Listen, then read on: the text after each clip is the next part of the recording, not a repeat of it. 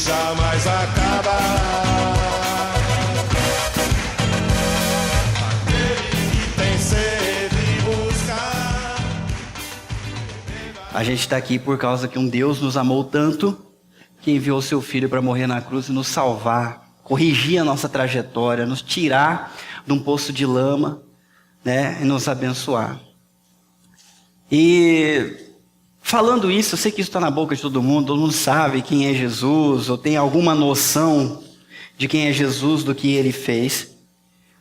Mas poucas pessoas conhecem a fundo a história de Jesus. Então hoje eu estou muito feliz de poder contar a história para os atletas do judô e contar um pouco mais da história de Jesus para vocês que estão aqui na igreja. E eu queria até incentivar você que está visitando a gente, ou você que não costuma vir todo domingo, a vir todos os domingos. Por quê? Porque semana após semana a gente está seguindo o Evangelho de Marcos até o fim. Então, se você quer ter uma ideia do que Jesus fez, seria muito interessante que você viesse e não perdesse. Se você perder por motivo de força maior, você ainda tem uma segunda chance de pegar o que você perdeu pela internet. Então também quero cumprimentar aquelas pessoas que ainda vão nos assistir lá na internet e dizer que vocês estão aqui para ouvir algo muito importante a respeito de Jesus. Essa igreja tem um compromisso com Jesus. É mais do que religião, é seguir uma pessoa, e não é qualquer pessoa. É o Filho de Deus que morreu na cruz, não ficou morto porque ressuscitou no terceiro dia. Então, queridos atletas do judô, antes da gente continuar, a gente precisa pedir ajuda para Deus, porque as lições da Bíblia, a gente só consegue entender se o Espírito Santo nos ajudar. Tem gente que já leu de capa a capa, muitas vezes não tirou proveito algum. Então nós, para tirar proveito, precisamos da ajuda de quem inspirou a Escritura. E é o Espírito Santo de Deus. Então vamos orar, assim a gente abençoa os dízimos também e se prepara para ouvir. Deus, nós agradecemos a oportunidade que temos de estar aqui. E queremos ouvir a voz do Teu Santo Espírito e precisamos que Ele ilumine a nossa mente e plante a semente do Evangelho dentro do nosso coração. Nós clamamos, ó Deus, para que a Tua misericórdia venha nos assistir e nos abençoar durante os próximos minutos, ó Pai. Para que a palavra que nós ouvirmos seja aplicável no nosso dia a dia. Nos ajuda, Deus, a fugir das garras da religiosidade, da religião, e abraçar um estilo de vida que seja realmente diferente, que nos transforme de dentro para fora. Nós oramos também pedindo a Tua bênção sobre dízimos e ofertas que foram trazidos aqui para o sustento da Tua obra. Em nome de Jesus, amém. Amém. Bom, eu não sei se vocês já pensaram em Jesus como um atleta ou mais como um lutador.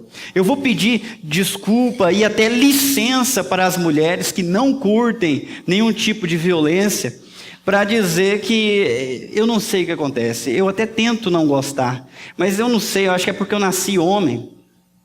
E homem tem essa coisa de querer medir força, não é? De querer mostrar que é mais forte, de proteger, de guardar. Então eu vibro. Eu vibro com luta de judô, né? Eu vibro com lutas, outras lutas também. E hoje eu quero apresentar para vocês Jesus no meio de uma luta.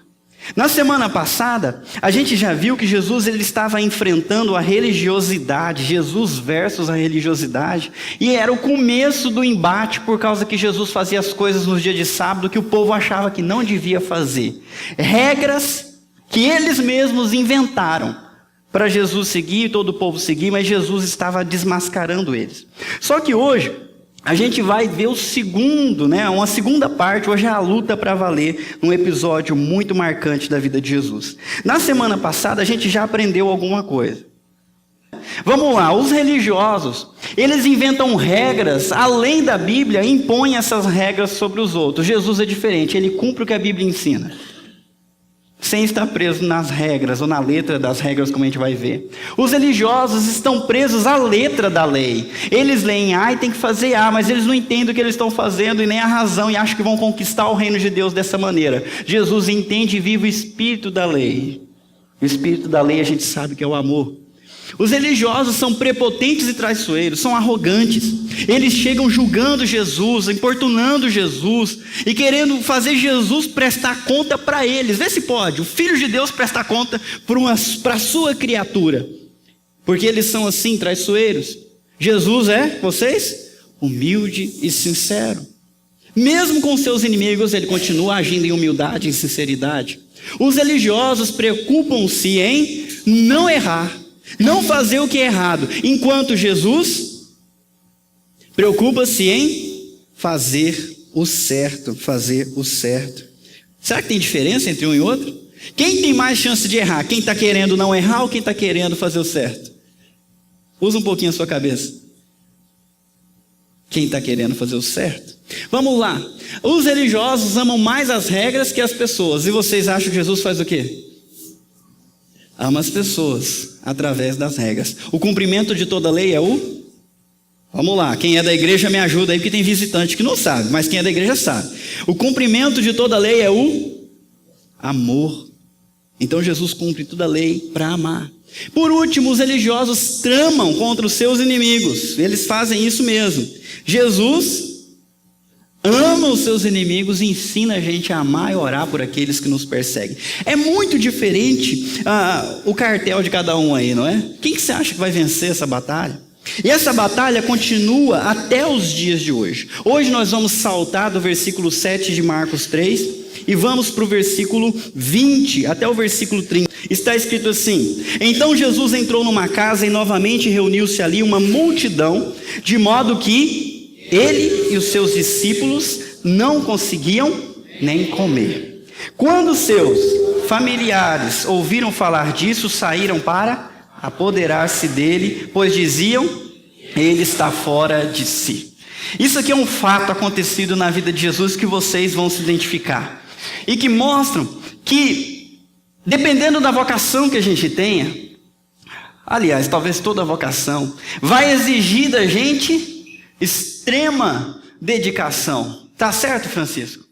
Para ser um campeão, para vencer dentro do tatame, você tem que ir gastar, investir, extrema dedicação. E Jesus tinha uma missão, a missão dele era salvar o mundo, era levar uma mensagem de salvação e transformação para todas as pessoas. Não pensem vocês que foi fácil. Se vocês acham que a cruz foi difícil, cada dia envolveu muito esforço, muito empenho da parte de Jesus. O que acontece aqui nessa passagem? Jesus, ele já tinha começado o seu ministério e por onde ele ia, multidões vinham atrás dele. E aonde multidões se reuniam, ele ensinava, curava e ensinava. Fazia de tudo para abençoar essas multidões. Estava complicado para ele entrar na cidade. Mesmo fora da cidade, as pessoas iam até o seu encontro.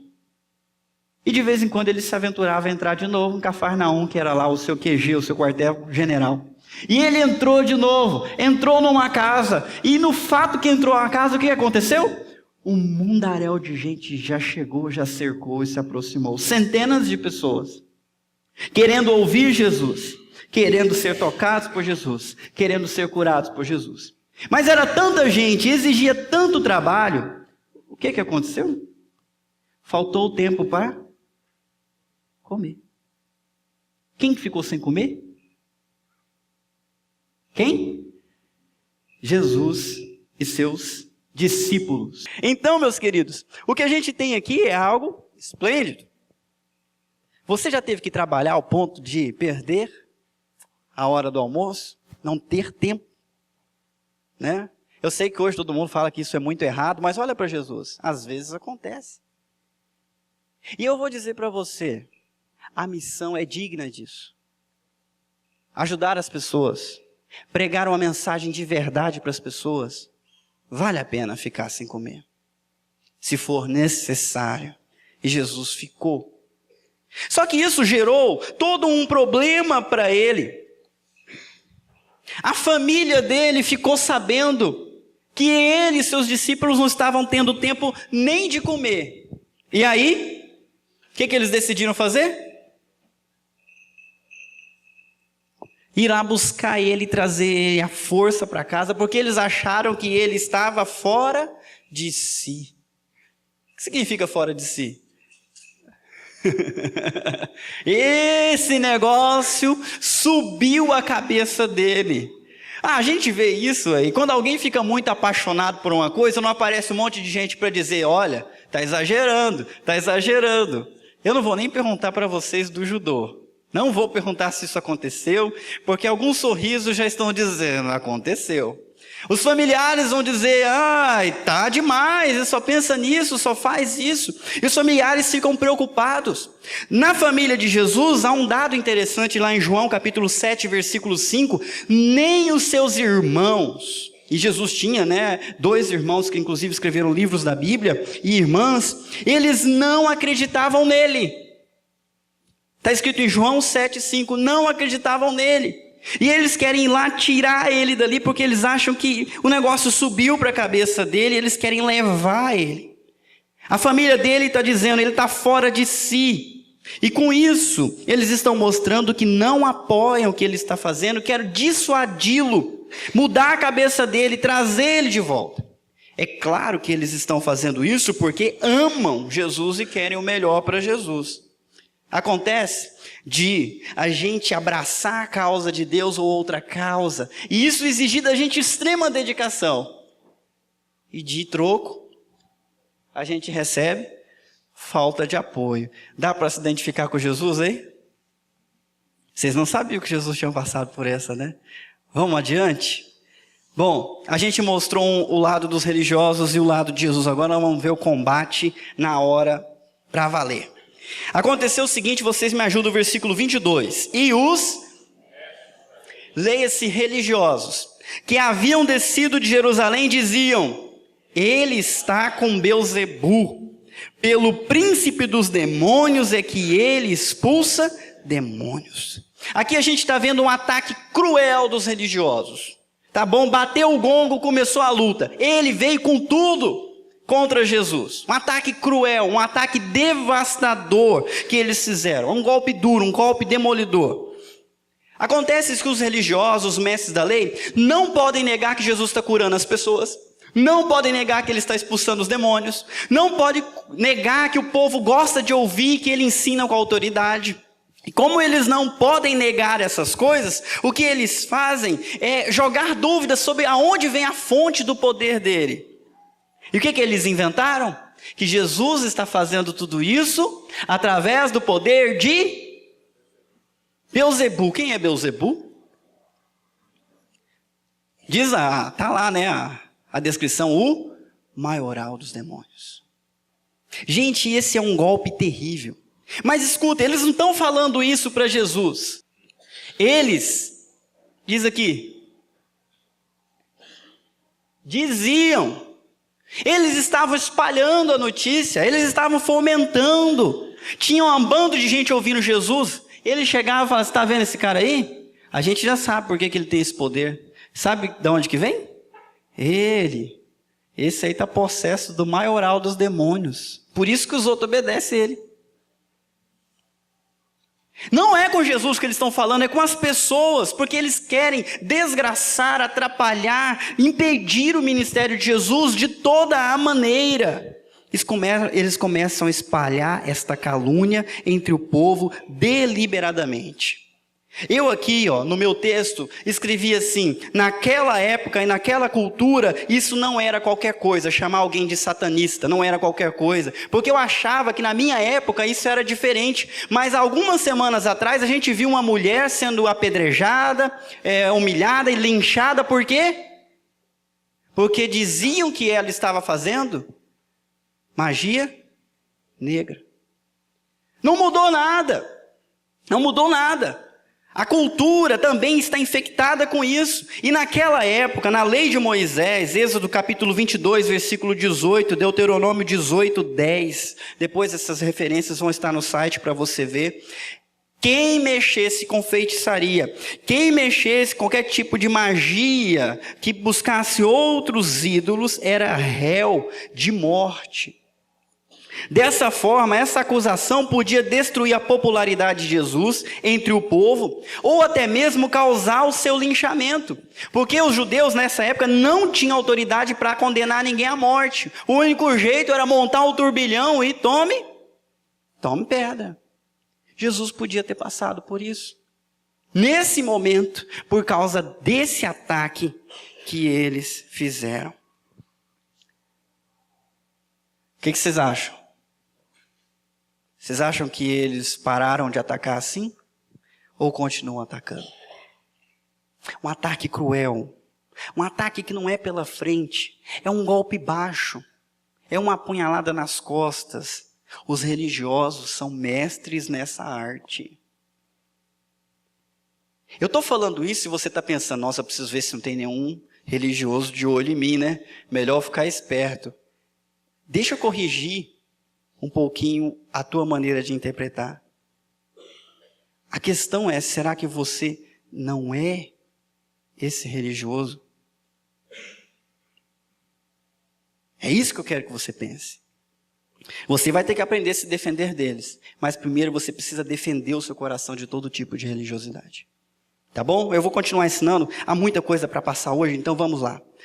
Bom, Marcos 3:23 tem a defesa, e é claro, uma defesa inteligente, Sr. Francisco, né? Precisa de inteligência para poder vencer, não basta força, não é, Laricinha?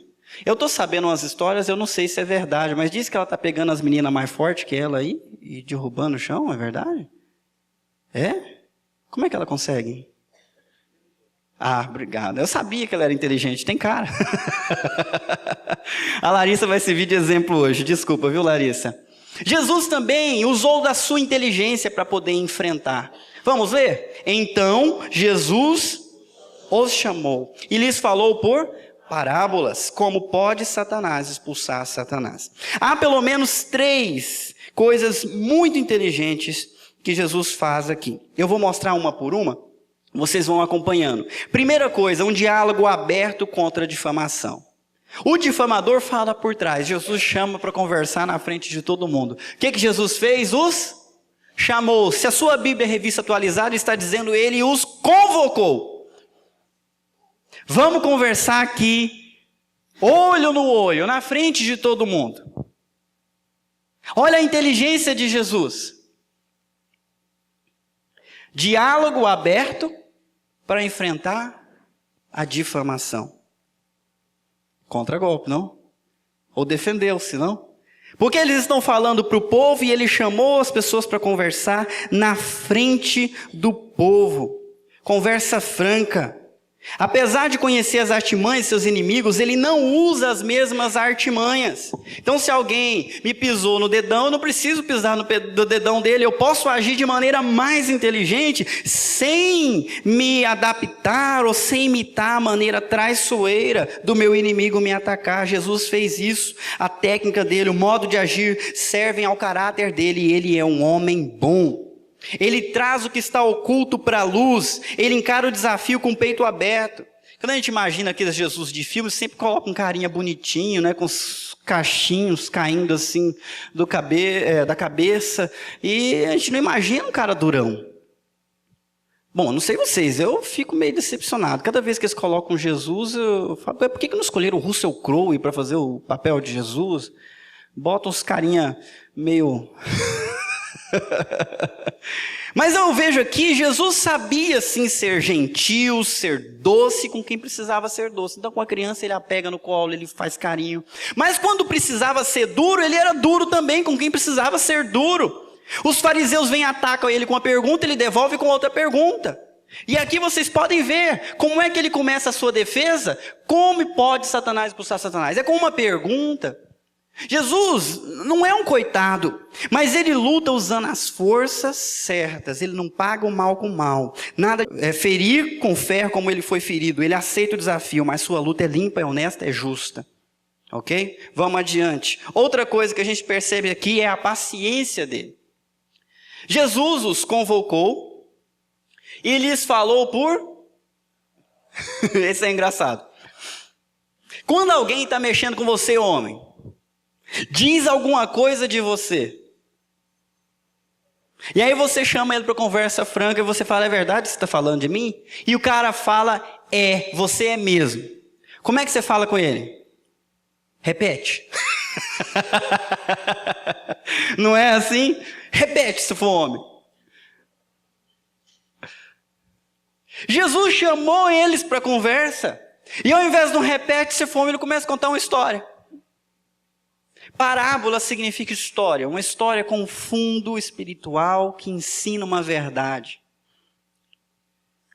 Então ele chamou, vamos conversar. Como é que Satanás pode expulsar Satanás? Deixa eu contar 3 historinhas para vocês. Não é interessante, gente, no meio dessa confusão, os caras quase que querendo matar ele, ou obrigar o povo a tocar pedra nele e matar ele. Ele responde essa agitação que eles estão usando com o quê? Paciência. Calma. Vamos construir algo novo aqui. E ele chama. Olha, se servir para a luta lá, depois você fala que serve, viu, Francisco? Mas, vamos lá, vem com agitação, vai com paciência. Estou vendo isso em Jesus, não sei se dá para aproveitar. Vamos lá. É evidente a maldade do comentário dos religiosos. Eles querem arruinar o ministério de Jesus, como eu já falei, até aniquilar Jesus, mas eles não podem. Então eles fazem tudo o que podem para minar, perverter, confundir, arruinar o que Jesus está fazendo. Mas essa maneira de Jesus se defender é interessante demais. Contar histórias pacientemente para desfazer a difamação. Uma conversa franca, né? Como eu já disse. Bom, vamos adiante. Jesus não se deixou alterar por causa da agitação deles. Vamos adiante, a defesa inteligente. Me ajudem aí. Se um reino estiver dividido contra si mesmo, não poderá subsistir. Se uma casa estiver dividida contra si mesma, também não poderá subsistir. E se Satanás se opuser a si mesmo e estiver dividido, não poderá, chegou o seu fim. A terceira coisa que a gente aprende na defesa de Jesus é que ele usa esclarecimento contra a confusão. Eu vou ensinar algumas coisas para vocês não estão pensando quando vocês estão dizendo que eu estou expulsando demônios pelo maioral dos demônios. Os religiosos queriam confundir as pessoas, dizer que aquele homem que pregava aquelas verdades, na realidade estava pregando mentiras que Satanás mandou ele pregar. E Jesus, para desfazer essa dúvida, esclarece. Os religiosos levantam uma fumaça. Jesus dissipa ela com esclarecimento. E ele conta quantas historinhas aí? Quantos exemplos? 1, 2, 3. O primeiro exemplo é um reino dividido. Se um país dividido por guerras internas é atacado por um outro país, ele pode resistir a esse ataque? Se um atleta entra num tatame, com o seu coração preocupado com 2 ou 3 coisas, ele vai resistir ao ataque do outro que vem focado contra ele? Vocês já imaginaram o homem-bomba estourando a homem-bomba? A gente poderia até orar para isso acontecer, né? Assim, acabava os problemas. Mas a Al-Qaeda ataca a Al-Qaeda, não é isso?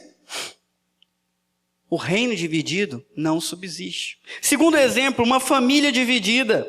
Da mesma forma, uma família dividida não aguenta o tranco da vida. Já viram isso acontecer? Quando está todo mundo unido, quando está todo mundo junto lá dentro da sua casa, vem o tranco, um fortalece o outro. Agora, se já está rachado, se já tem problemas de relacionamento, vem a dificuldade, mais um motivo para brigar. E para separar.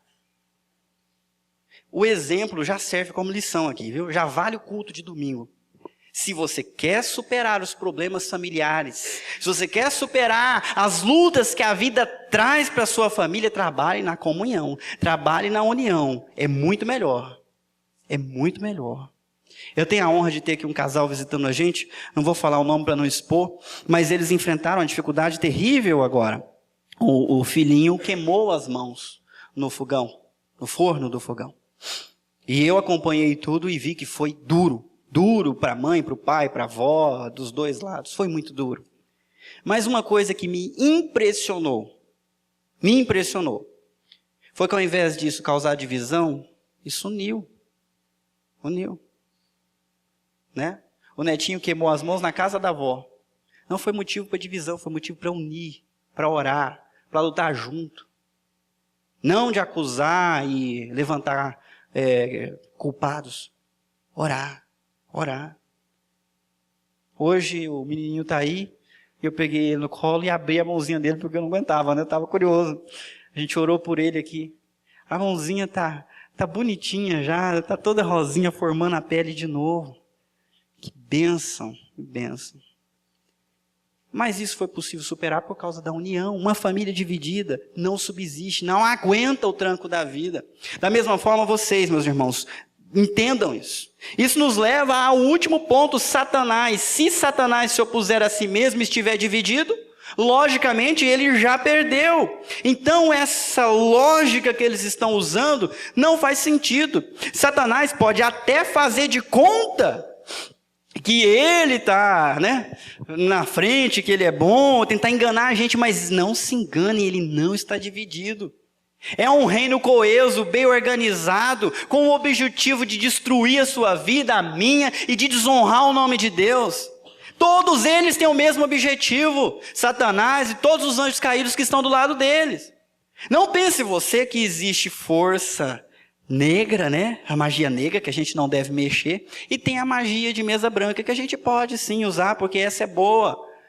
Engano! Satanás não está dividido contra ele está unido para causar destruição no nosso mundo e para perverter tudo que Deus fez perfeito. Alô? Quem está aí fala alô para mim. O reino de Satanás não está dividido. Se Jesus estivesse fazendo tudo aquilo ali em nome de Satanás, então realmente a loucura chegou lá embaixo e pronto, vamos ficar sossegados que ele mesmo se acaba. Não é isso. Tudo que Jesus fez, tudo que ele falou, tudo que ele fez foi em nome do Pai, não tem nada de Satanás ali. Ele não guia as pessoas para o engano, ele guia as pessoas para a verdade. Ele não guia as pessoas para o desvio, ele guia as pessoas no caminho verdadeiro. Ele não conduz as pessoas para a ilusão e depois para a morte, ele conduz as pessoas para a vida. Tudo o que ele fez foi em nome do Pai, em nome do Pai. Outra coisa que eu queria comentar com vocês, se houver tempo, é o seguinte: Jesus não se parece em nada com uma pessoa que está opressa ou mesmo endemoniada, parece? Basta a gente olhar para a Bíblia. Eu vou contar alguns casos rapidamente, você presta atenção, principalmente se você não conhece muito da Bíblia. Já ouviram falar de um homem chamado Saul? Saul foi um rei escolhido por Deus, o primeiro rei de Israel, escolhido a dedo para satisfazer a vontade do povo, um rei conforme o coração do povo, conforme o desejo do povo. A história dele está lá em 1 Samuel, capítulo 16, versículo 14 e 15. Ele recebeu o Espírito Santo para reinar. Mas ele não quis saber de se ajeitar à vontade de Deus, se tornou rebelde, obstinado, e o Espírito Santo saiu dele, e veio um demônio que o atormentava.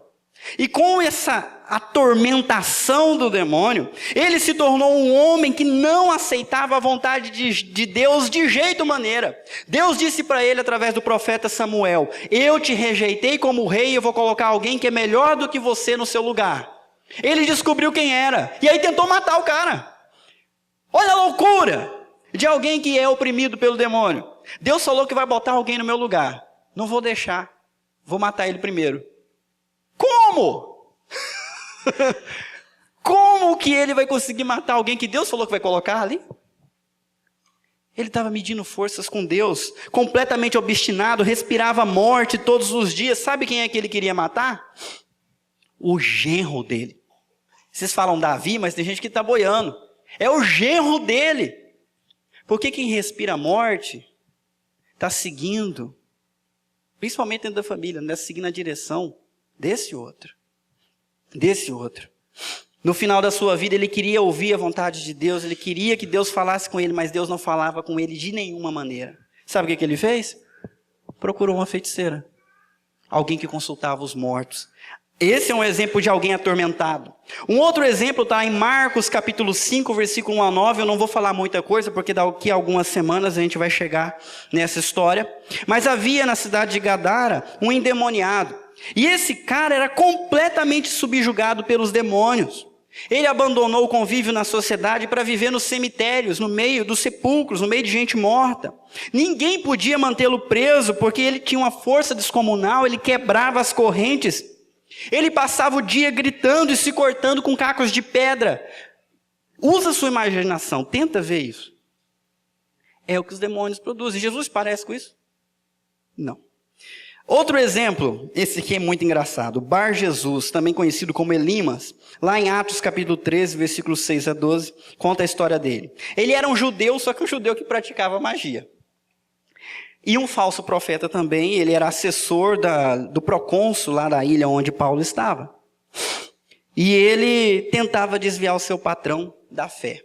Paulo, o missionário de Deus, estava pregando para o patrão dele e ele dava na orelha desfazendo a pregação. Paulo pregava, ele falava contra. Paulo pregava, até que Paulo falou, filho do mal, né? Serpente. Até quando você vai estar tentando desviar aqueles que querem entrar para o caminho certo? Sabe o que vai acontecer com você? Você vai ficar cego por um tempo para aprender. Imediatamente desceu cegueira nos seus olhos e ele precisou de ajuda para achar o seu quarto. Jesus não se parece com esse. Na Bíblia também há outras pessoas possuídas, e a possessão causava nelas cegueira, gagueira, surdez, incapacidade de falar, convulsão e, é claro, todo tipo de tormento. Agora, quando eu olho para Jesus, Jesus, ao contrário de Saul, é humilde e obediente, não arrogante e rebelde. Ao contrário do gadareno, Jesus não está preso pelos seus demônios, Jesus é livre e perfeitamente sóbrio. Ao contrário de Bar Jesus, Jesus conduz as pessoas à verdade, não desvia elas da verdade. Ao contrário dos outros casos, Jesus não sofreu de nenhum desses males, gagueira, cegueira, mas ele com muito poder curou as pessoas que estavam com esses problemas causados por demônios. Uau! Vamos para o último exemplo? Tem mais um texto aqui? De fato, ninguém pode entrar na casa do homem forte e levar dali os seus bens sem que antes o amarre. Só então poderá roubar a casa dele. Isso aqui é muito simples de entender. Eu não sei nem por que eu estou aqui na frente para explicar. Entendeu? É mais ou menos bem assim. Se você é menor que o Francisco, não mexe com ele.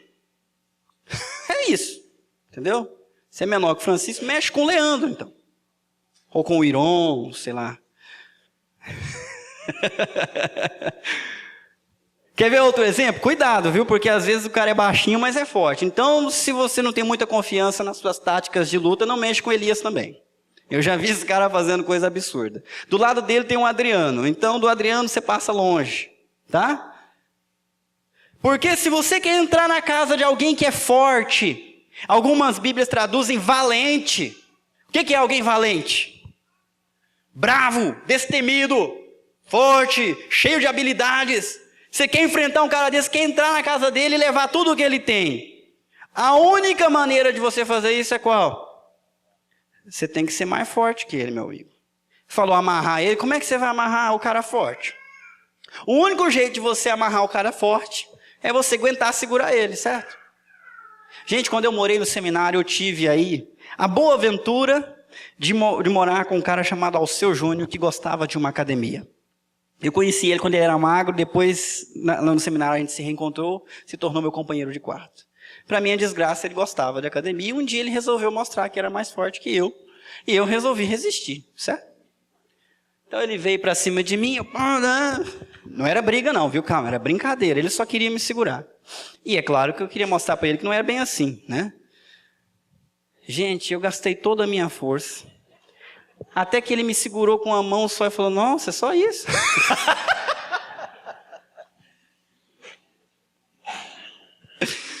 E como eu fiquei com raiva? Ainda não serviu para me levar para a academia, ainda vai servir. Mas não adianta, ele conseguiu me segurar. Se ele quisesse me amarrar, ele me amarrava. Ele me segurou com as suas mãos.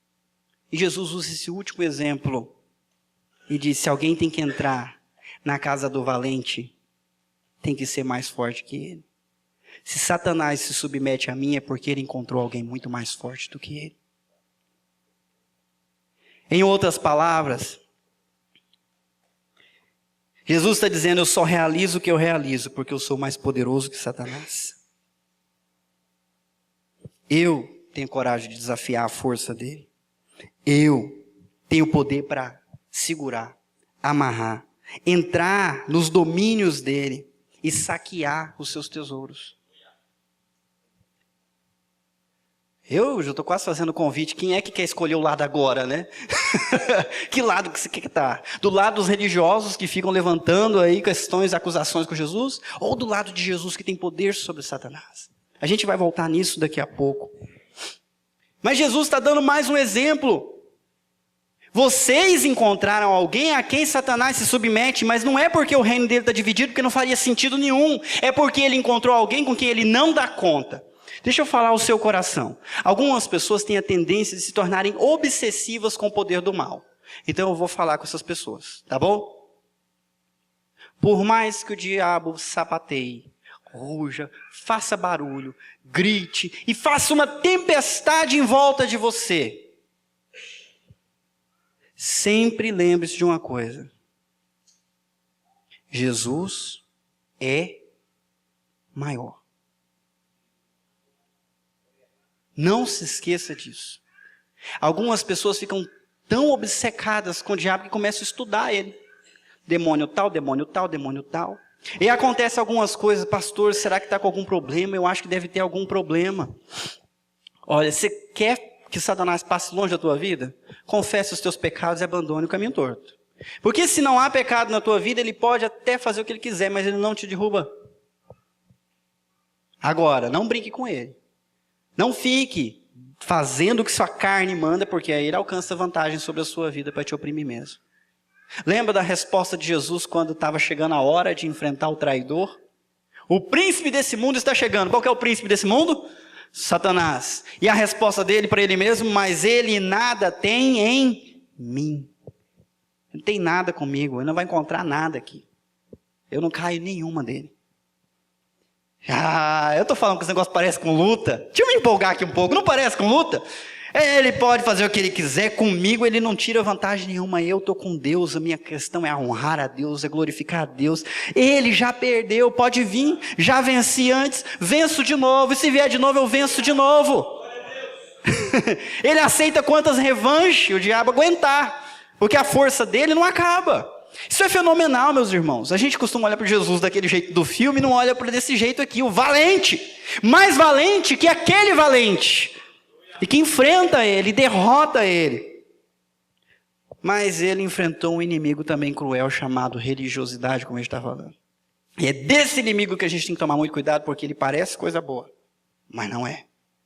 Vamos ver agora o último golpe de Jesus contra a religiosidade. Eu lhes asseguro que todos os pecados e blasfêmias dos homens serão perdoados. Mas quem blasfemar contra o Espírito Santo nunca terá perdão. É culpado de pecado eterno. Jesus falou isso porque eles estavam dizendo: ele está com um espírito imundo. Agora nós temos o golpe final de Jesus. Eu digo que esse golpe final é arrependimento ou condenação. Eu vou explicar. Eu sei que tem muita controvérsia a respeito desse texto. Qual que é o pecado imperdoável, né? Eu vou tentar explicar de maneira muito rápida para vocês, tá bom? Apesar de toda a polêmica, eu imagino que dá para a gente entender se a gente aplicar o nosso coração.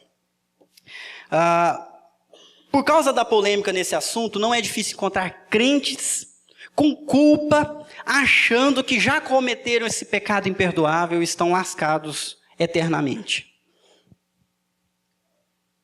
Não, eu tenho pouco tempo de ministério, mas já ouvi falar de pessoas que abraçaram a depressão, abraçaram a tristeza e a amargura, porque eu blasfemei contra o Espírito Santo e agora eu não tenho mais volta, já era. Não sei se você já encontrou isso também, não é muito difícil. Principalmente aquelas pessoas que têm mais uma tendência para depressão e tudo mais, elas às vezes acreditam nisso, e porque há muita controvérsia a respeito desse texto. Então, para tentar entender, primeiro vamos prestar atenção em duas afirmações. A primeira está aqui em vermelho. Todos os pecados serão... Vamos prestar atenção. A primeira coisa é entender que essa primeira afirmação, ela é maravilhosa. Para um pouquinho e pensa nisso. Todos os pecados serão perdoados. Isso é maravilhoso ou não é? Não é maravilhoso. Se fosse maravilhoso, vocês estavam animados. Quer ver? Tem caneta aí? Não tem caneta? Não tem? Alguém tem caneta, papel? Quem trouxe? Eu quero incentivar todo mundo a trazer papel e caneta aqui, porque só ouvir não aprende, tem que anotar e ler de novo, tá bom? Então, vamos lá, vamos empenhar. Quem não tem vai fazer um exercício mentalmente. Eu quero que você comece aos 5 anos de idade e vá anotando os seus pecados aí. Vai fazendo um rabisquinho só para você lembrar. Vamos ver quanto que chega essa lista aí, rapidinho. Vai lá. Não? Não, aos 5 anos você não lembra. Já esqueceu. Será que Deus esqueceu? Alguém trouxe um caderno, já tem gente zoando, olha, vai encher. Vamos lembrar de ontem. Quantas coisas você fez que desagrada a Deus ontem? Faz a listinha aí mentalmente. Que tal pagar por eles? Que tal encarar Deus com uma boa desculpa para eles? Será que vai dar certo? Se Deus vier lhe cobrar isso agora, meu querido, como é que fica? O salário do pecado é a morte. Então você olha para os seus pecados, você olha para a sua lista, aí você vem para um texto como esse e lê assim: todos os pecados serão perdoados. Isso é ou não é maravilhoso? Pega a lista, eu vou apagar para você. Serão perdoados, isso é maravilhoso.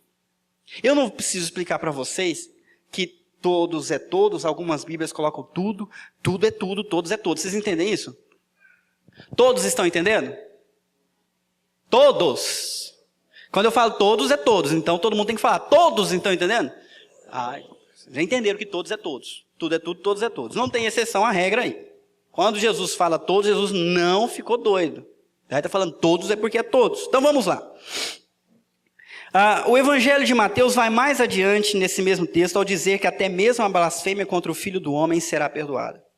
Quem blasfemar contra o Pai, dizer que Deus não é criador de nada, nunca existiu, será perdoado.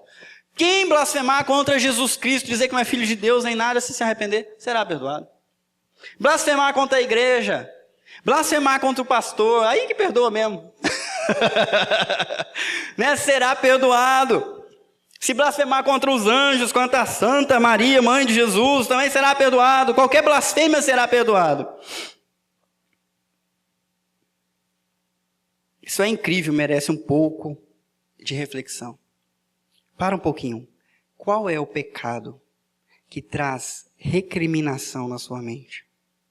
O que é que você não devia ter feito, fez e hoje você se arrepende? É um peso que você carrega para o resto da sua vida. Qual é o seu podre? O que é que você devia fazer, mas não fez? Qual é a sua culpa? O que é que você fez? Contra quem você fez? Por que você fez? Aí ficou muito ruim o sermão agora, né? Começou a ficar muito ruim lembrar dessas coisas. Aí eu digo para você, todos serão perdoados. Que tal tirar todo esse peso de cima dos seus ombros hoje? Eu falhei. Mas Jesus está dizendo que todos os pecados serão perdoados. Eu traí, eu adulterei, eu gastei a minha saúde naquilo que não prestava, eu deflorei, eu abusei, eu roubei. Que tal tirar o peso disso de cima dos seus ombros hoje e crer que todos os pecados serão perdoados? A outra frase diz assim: nunca terá perdão. Todos serão perdoados, o outro nunca terá perdão, um pecado específico. A primeira afirmação, ela é, quem pegou? A primeira afirmação, ela é pensei que vocês não tinham pego nada. Maravilhosa. A segunda afirmação é terrível. Terrível. Aterraçadora, terrível. Cara, se eu disser para você, Bira, olha, você já pisou na bola, mas essa agora acabou, certo? Você não olha mais a minha cara, você apaga o meu telefone, tá bom? Esquece que eu existo. Como o Bira gosta de mim, eu sei que ele vai sofrer, né? Mas, se não fosse assim, desculpa, querido. Não foi a minha intenção, mas pode ficar tranquilo, tem 7 bilhões de pessoas no mundo. Não é? Se alguém fala para você, olha, eu não quero saber de você mais, não é grande coisa. Tem muita gente no mundo, é só começar outro relacionamento, não é o fim do mundo. Agora, se Deus diz para você, meu querido, acabou. Nem nessa vida, nem na outra, acabou. Terrível. Coloque-se nesse lugar, Deus dizendo para você, deu. Não me procure mais. Terrível. Terrível.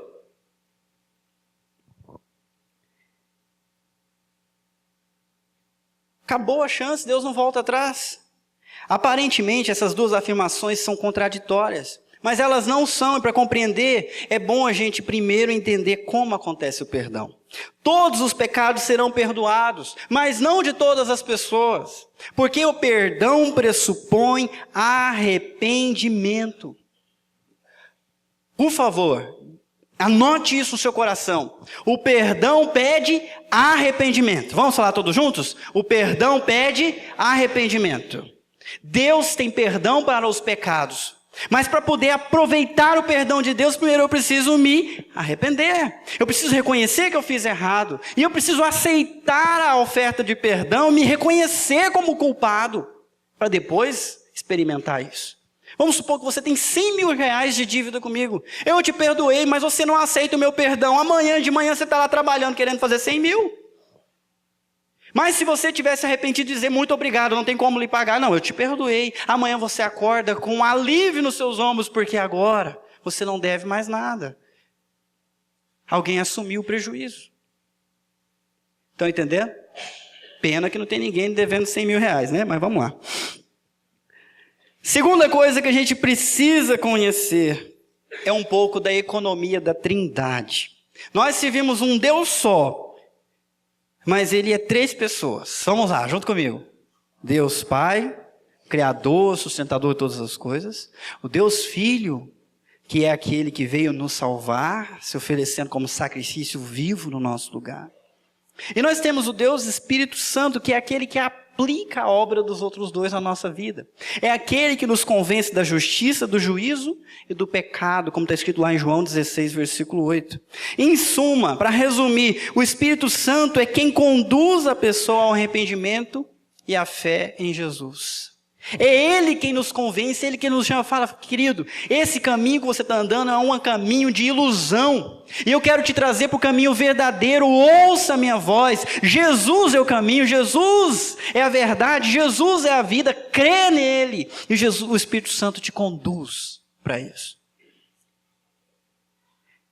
Mas se eu não ouço a voz do Espírito Santo, se eu resisto, se eu apago, se eu não quero, e aí, que chance que eu tenho? Se eu rejeito a única salvação que Deus providenciou, que é Jesus Cristo, qual outra chance eu tenho? Então, meus irmãos, acho que vocês já conseguiram entender. Quando fala aqui de blasfêmia contra o Espírito Santo, está falando de rejeitar o perdão e a salvação deliberadamente. Várias vezes no Evangelho de João você vai encontrar os fariseus, os mestres da lei religiosa, dizendo para Jesus, endemoniado, endemoniado. Outras vezes você vai encontrar em Mateus, Marcos, Lucas e João, eles chegando diante de Jesus e falando, bom mestre,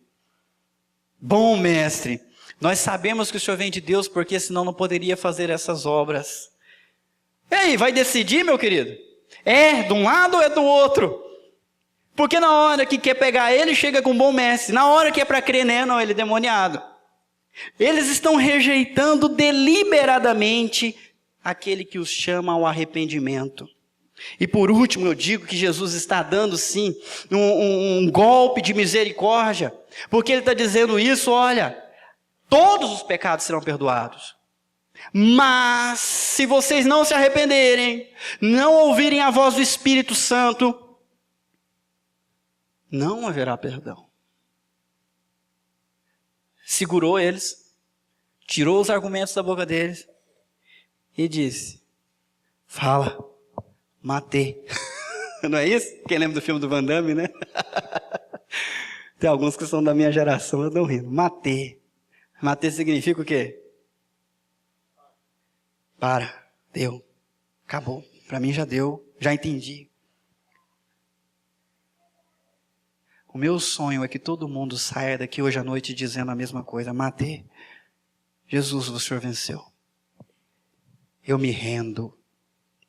Eu quero seguir o teu caminho. Eu reconheço que o Senhor é rei. Eu quero receber o teu perdão para os meus pecados.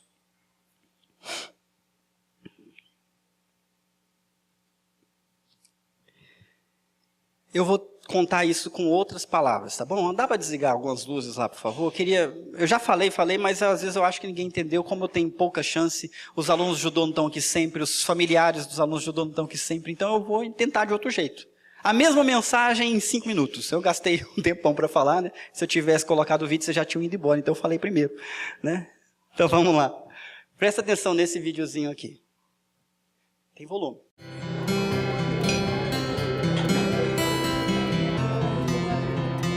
Bom, gente boa, eu quero contar uma história aqui, interessante. Uma vez eu estava fazendo consultoria numa empresa e um sujeito perguntou para mim assim: ô Ebenezer, você é um cara tão inteligente, por que você é pastor?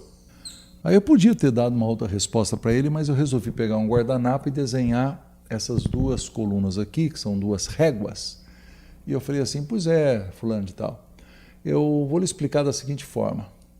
Todos nós temos na nossa cabeça 2 réguas, e eu imagino que você também tem. Uma é a régua dos pecados, e a outra régua é a régua das boas obras, ou da religiosidade, ou da religião.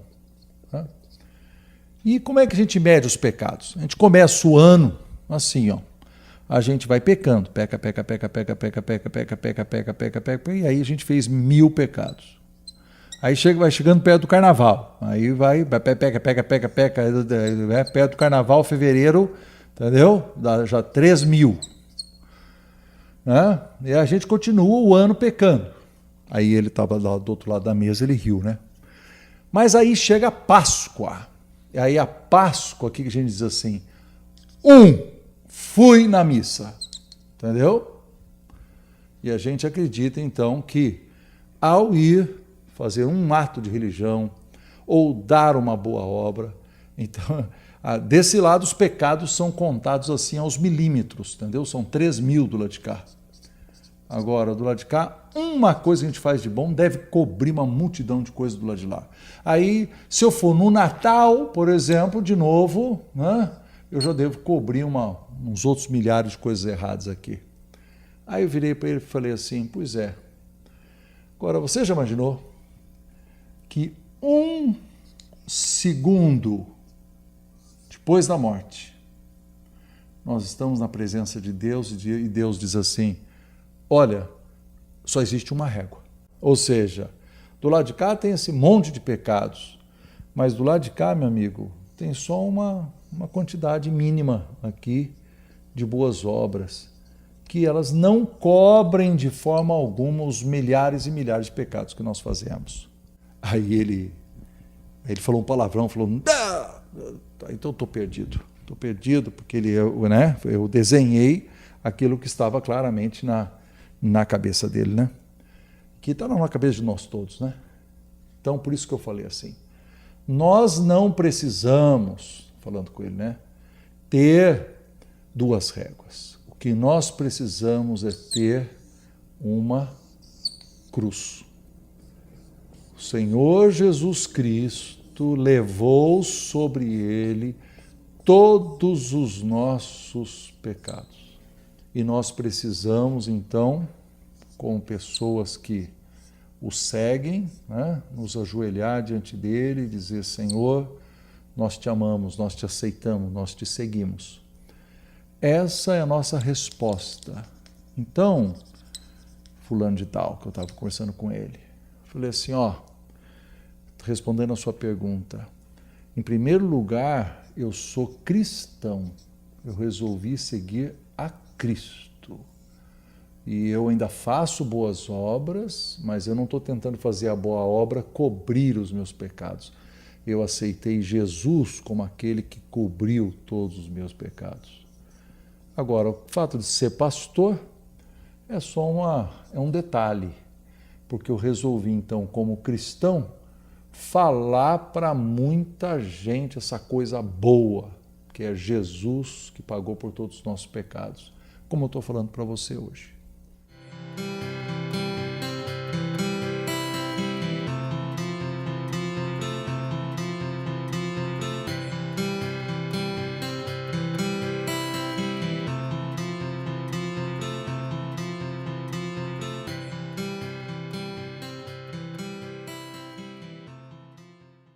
essa coisa boa. Acho que agora ficou mais claro ainda. O caminho da religiosidade, da religião, não te leva a lugar nenhum, senão resistir à obra graciosa de Jesus Cristo. Fuja desse caminho. Eu quero convidar você a refletir. Escolha seu time. Porque só tem dois. Tem um ditado que diz: muita ajuda quem não atrapalha. Esse ditado não vale para o reino de Deus. Ou você ajuda, ou você está fora. Ou você está dentro ou está fora. Então escolha agora. Escolha agora. Você quer continuar carregando o seu peso, tentando pagar os seus pecados com boas obras? Esse é um caminho ingrato. Você nunca vai conseguir. Eu sou culpado de tantos pecados, meus irmãos. Olhem para mim aqui. Geralmente a gente pensa que o pastor tem que ter uma vida santa e tudo mais. Tem que. Mas olhem para mim. Alguns de vocês já me conhecem há algum tempo. Vocês conseguem fazer uma lista fácil aí dos meus pecados? Não? É porque vocês não viram a lista que eu faço. Mas eu não estou aqui por mérito. Eu estou aqui pela graça de Jesus. Eu queria convidar você a viver por essa graça, entregar a sua vida para Ele. De quais pecados você deve se arrepender? Por favor, pense nisso, porque para receber o perdão, tem que se arrepender. Jesus começou o seu ministério dizendo: arrependam-se. E terminou com a mensagem da cruz, que continua clamando para todo mundo ouvir: venham para a cruz se arrepender dos seus pecados. E mediante o arrependimento, toda a soma deles é perdoado. E de quebra você recebe o poder para viver uma nova vida. Uma nova vida, com cada vez menos pecados. A outra coisa que eu quero desafiar você é pensar como que você tem conduzido os seus embates. Porque mesmo que nós não vamos procurar briga, às vezes as pessoas procuram briga conosco.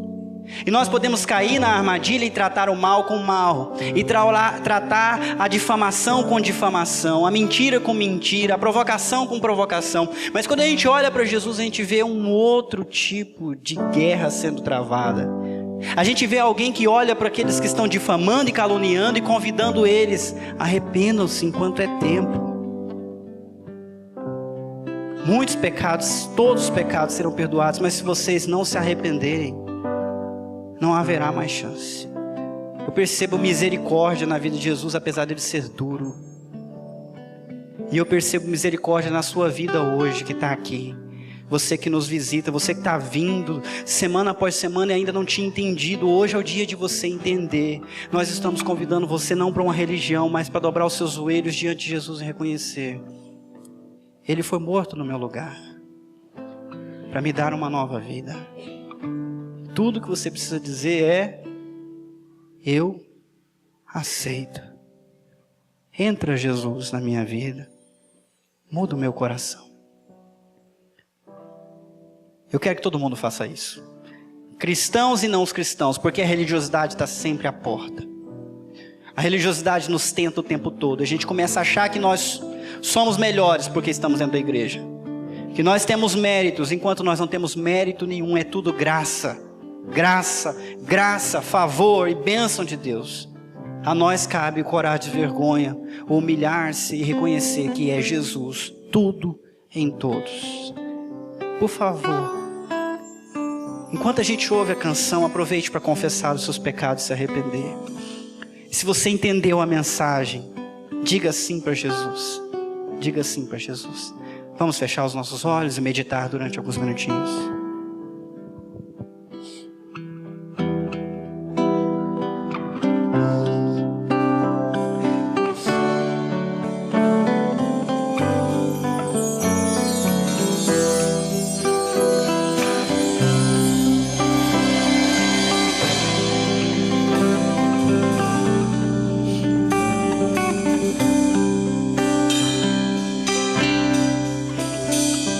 Eu ando com meu Deus Quando chego em casa, Ele está comigo. Eu falo com meu Deus na hora de dormir, e quando acordo digo: eis-me aqui, sou de Jesus. E mesmo atarefado sempre estou ligado.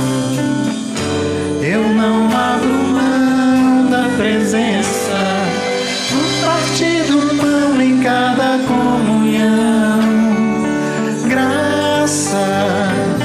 Graças por tudo, sou de Jesus.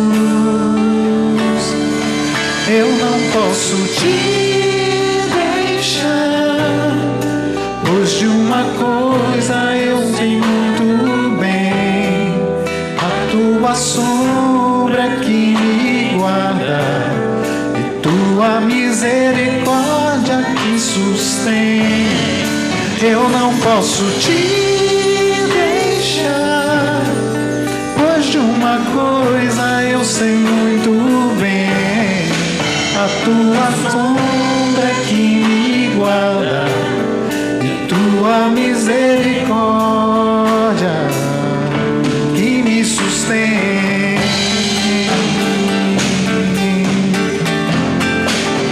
Ai, perdoa os meus erros e me ensina a perdoar. Venha a nós teu santo reino e me ensina a amar.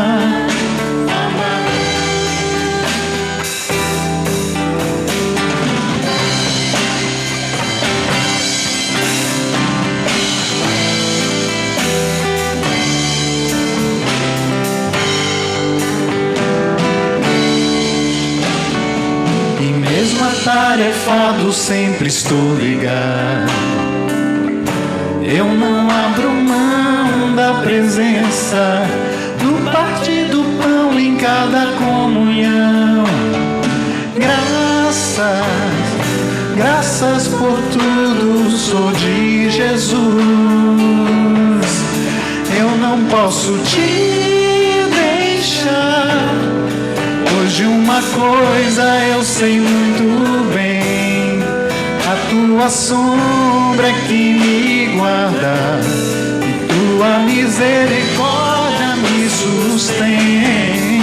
Eu não posso te deixar, pois de uma coisa eu sei muito bem: a tua sombra que me guarda e a tua misericórdia que me sustém.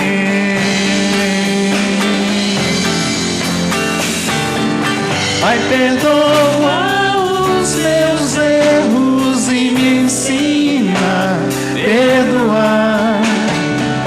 Venha a nós teu santo zelo e me ensina a amar.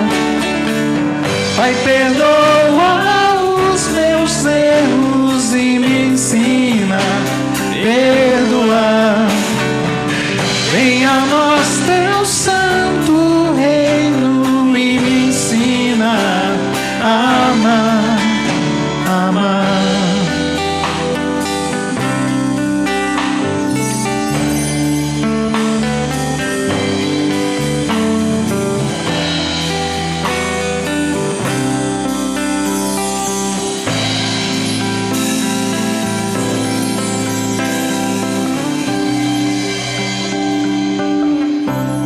Senhor Jesus, estamos diante de Ti, o Rei dos Reis, Senhor dos Senhores. Reconhecemos que o Senhor é o mais valente, o mais forte de todos, porque enfrentou Satanás e o derrotou. Reconhecemos que no Senhor não agia o mal, mas o bem, porque o Senhor fez a mesma obra do Pai. O Senhor veio para não condenar o mundo, mas para salvar o mundo, através da Tua mensagem, através da oferta da Tua própria vida. E hoje, alguns pela primeira vez, outros repetindo algo que já foi feito, nós reconhecemos a nossa culpa, nos arrependemos dos nossos muitos pecados. Não temos a ilusão de querer comprar a nossa salvação com as nossas boas obras, porque nós não temos condições de fazer tantas que compensem o pecado. Mas arrependidos, nos prostramos diante da cruz e reconhecemos a tua obra perfeita, santa, maravilhosa, que perdoa todos os nossos pecados. Agora, Deus, nós queremos dar a nossa vida a Ti, seguir os Teus passos e ir seguindo Jesus dia após dia até o final. Enquanto isso, Deus, nos ensina a ser como o Senhor é, amar como o Senhor ama, perdoar como o Senhor perdoa e lutar como o Senhor luta em todas as nossas lutas, ó Pai. Vem nos encher com a Tua graça. Há pessoas entre nós que carregam, Senhor, culpa, que carregam peso e mágoas e ressentimentos de pecados cometidos contra outras pessoas e pecados que foram cometidos contra elas. Eu quero pedir que agora, através do Teu Espírito Santo, o Senhor ministre a certeza do perdão e venha curar, venha libertar cada um deles, ó Deus, de todo o jugo que eles carregaram até aqui. Alivia a carga, Senhor Jesus, e dá para eles uma nova vida. Nós oramos no nome santo de Jesus. Amém. Vamos ficar em pé alguns minutinhos? Eu tenho alguns avisos para dar, mas antes eu queria impetrar a bênção. E aí depois você assiste, né, esses avisos. Eu vou estar aguardando você. Mas se hoje foi a primeira vez que você fez uma oração entregando o seu coração para Jesus, eu queria conhecer você e poder te ajudar a caminhar daqui em diante. Mesmo que você esteja assistindo na internet, você pode mandar um e-mail ou entrar em contato através do site, nós vamos falar com você. Mas é só o primeiro passo de uma grande jornada, e a gente quer fazer ela junto com você. Amém, meus irmãos? Semana que vem a gente continua seguindo Jesus. Eu queria que você ficasse com a mão assim, que eu quero abençoar a sua vida, no nome de Jesus. Que o amor de Deus o Pai, que a graça do Senhor Jesus Cristo, que a comunhão e o poder do Santo Espírito repouse sobre a vida de cada um, hoje e para todos sempre. Amém. Querido,